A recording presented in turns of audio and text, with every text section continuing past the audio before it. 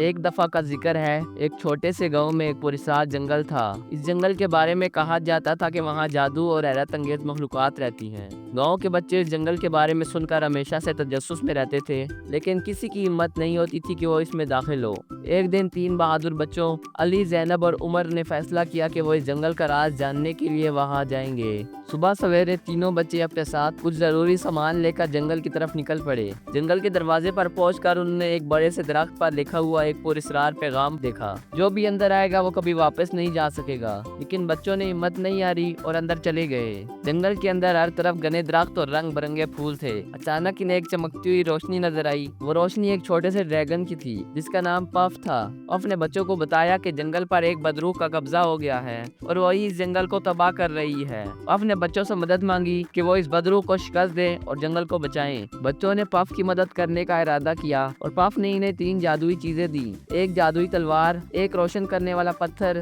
اور ایک بولتا ہوا نقشہ۔ ان چیزوں کی مدد سے بچوں نے جنگل کے اندر اپنا سفر جاری رکھا۔ ان کا پہلا امتحان ایک بڑے سے غار میں تھا جہاں ایک بڑا سا ڈریگن رہتا تھا۔ ڈریگن نے بچوں کو روک لیا، لیکن علی نے جادوئی تلوار سے ڈریگن کو شکست دے دی۔ اس کے بعد وہ ایک تاریک غار میں پہنچے جہاں روشن کرنے والے پتھر نے ان کی رہنمائی کی۔ آخرکار وہ بدروح کے قلعے تک پہنچ گئے۔ قلعے کے اندر بدروح نے بچوں کو روک لیا اور ان سے لڑنا شروع کر دیا، لیکن بچوں نے اپنی ہوشیاری اور جادوئی چیزوں کی مدد سے بدروح کو شکست دے دی۔ بدروح کے ختم ہوتے ہی جنگل میں دوبارہ روشنی اور خوشی لوٹ آئی۔ پف نے بچوں کا شکریہ ادا کیا اور انہیں جنگل کا ہیرو قرار دیا۔ بچوں نے گاؤں واپس جا کر اپنی کہانی سب کو سنائی اور اب وہ ہمیشہ کے لیے گاؤں کے ہیرو بن گئے۔